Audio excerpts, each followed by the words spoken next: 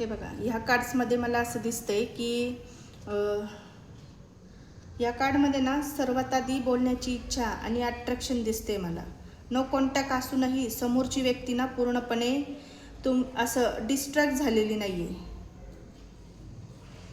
मनात ना तुमच्याबद्दल ना विचार येतात, पण त्याच वेळी ना इगो आणि स्वतःची इमेज सांभाळण्याची प्रवृत्ती मला इथे दिसते.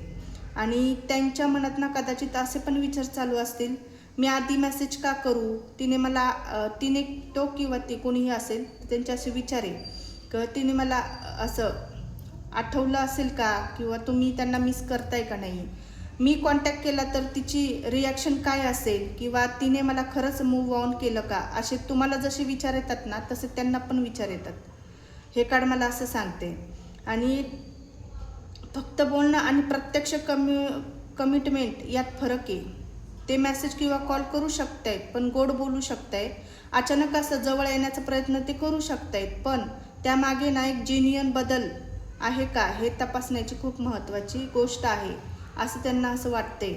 पण हे कार्ड मला असं स्ट्रॉंगली दाखवते, टॉक्सिकचं कार्ड. नो कॉन्टॅक्टमध्ये असताना त्यांना रिलेशनशिपमधल्या ना भांडणाच्या, गैरसमजाचा किंवा टॉक्सिक पॅटर्न त्यांना जास्त आठवते. तुमच्यामध्ये जर पाठीमागे जे काही वादविवाद झाले असेल, टॉक्सिक बोलणं तुमचं झालं असेल, खूप एकमेकांना असं अपमानरहित काहीतरी तुम्ही बोलले असेल, तर ते शब्द, ते वाद त्यांच्या डोक्यामध्ये पास्ट रिपीट होतोय.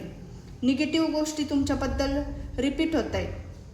मिस करण्याची भावना तर मला इथे दिसते, पण त्याच पलीकडे मला ना असं वाटते की असं पुन्हा तेच नको. त्यांना असं वाटतं की मी कॉन्टॅक्ट स्वतःहून जरी केला किंवा तुम्ही केला की पुन्हा तीच रिपीट सायकल चालू होईल. तर मला इथे असं दिसतंय की तुम्ही आता हे कुणी कोणाला फसवलं आहे तुमच्या वाईज घ्या, सगळ्यांच्याच मध्ये हे एनर्जी असेल असं नाही म्हणणार मी. तुमच्या दोघांपैकी कुणीतरी ना फ्लर्ट केलंय, म्हणजे थर्ड पार्टी आणलेली असं इथं मला दिसतंय.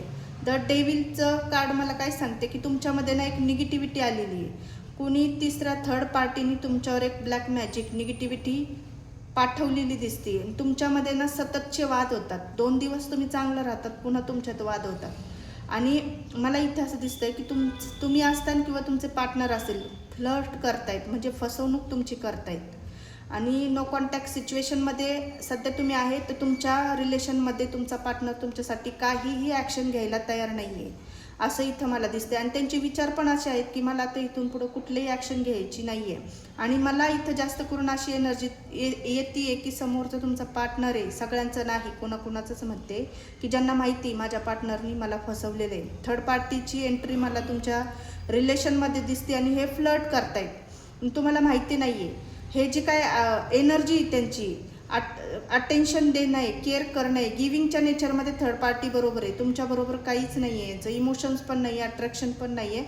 फक्त ते तुम्हाला बरोबर बोलतात तुमच्याशी आणि काहीतरी बहाणं करून तुम्हाला टाळण्याचा प्रयत्न करता, हे तुम्हाला देखील जाणवतंय इथं मला असं दिसतंय. पण त्यांना तुमच्याशी बोलायची ओढ आहे. एक कुठंतरी ना त्यांना असं अंतर्मनातून आवाज येतो. तुम्ही काही गोष्टी यांच्यासाठी चांगल्या केल्या असेल तर ते त्यांना असं जाणवतं की नाही, ह्या व्यक्तीने माझ्यासाठी खूप काही केलंय. तुमची एक टॉक्सिक बाजू बघतात, एक पॉझिटिव्ह बाजू पण त्यांना युनिवर्स डोक्यामध्ये टाकून देते, त्यांच्या डोक्यामध्ये सतत आणतंय, नाही ही व्यक्ती जशी वाईट पण आहे ना तशी चांगली पण आहे, चांगलं बघ म्हणून. पण ह्यांना काय होतंय माहिती का, वाईट गोष्टी पटकन आठवत आहेत, तुमचे जे काही डार्क साईट आहे ना ते बघतायत, निगेटिव्हिटी बघतायत असं मला इथं दिसतंय.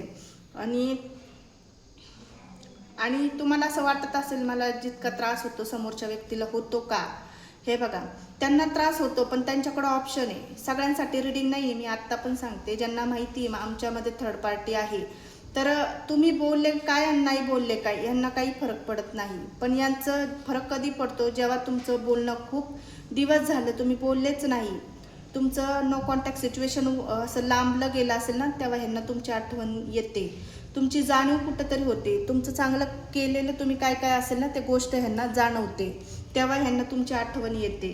आणि त्यांना पण वाटतंय मी कॉन्टॅक्ट करावं का, पण तुम्ही तुमचे अपेक्षा खूप असते. तुम्ही आता साहजिक आहे, तुम्ही मनापासून प्रेम करता तर तुम्हाला अपेक्षा पण असते की माझ्या पार्टनरने मला तुम्हाला एक तर क्लॅरिटी देत नाही आहे, आणि क्लॅरिटी न दिल्यामुळं काय होतंय, तुम्हाला मनात खूप प्रश्न येत आहे, गैरसमज येत आहे, खूप विचारांचा गोंधळ तुमचा होत आहे.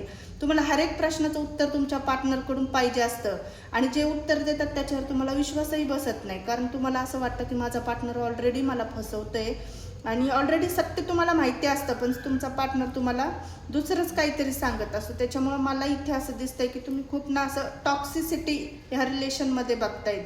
खूप मन दुखवलं जातंय तुमचं. तुम्हाला ह्या रिलेशनमध्ये ना एक केअर पाहिजे नाही, तुम्हाला अटेन्शन हवं आहे, तुम्हाला टाईम पाहिजे, आणि खरं प्रेम तुम्हाला हवं आहे, पण तुमचा पार्टनर ते काही द्यायला तयार नाही आहे. कारण तुमच्या ह्या वादामुळं ना तुमचा पार्टनर सततचे इग्नोर करतोय तुम्हाला. त्याला तुमच्या प्रश्नाचं उत्तर बिलकुल बी द्यायची इच्छा नाही, कारण यांना स्वतःला माहिती मी फ्लर्ट करतोय. त्यांना तुम्हाला सोडायचं नाही आहे, आणि जवळही करायचं नाही, मधीच लटकवायची अशी स्थिती मला इथे दिसते. तर बघा, ही एनर्जी अशी आली, थर्ड पार्टीवरच आलेली आहे त्यांची एनर्जी. तुमच्या रिलेशनमध्ये ज्यांना माहिती माझ्या रिलेशनमध्ये थर्ड पार्टी एंट्री आहे, तरच रीडिंग त्यांना मॅच होईल. आणि ही थर्ड पार्टी रिमूव्ह करायची असेल तर तुम्ही कमेंट बॉक्समध्ये थर्ड पार्टी रिमूव्ह म्हणून टाईप करा. थँक्यू.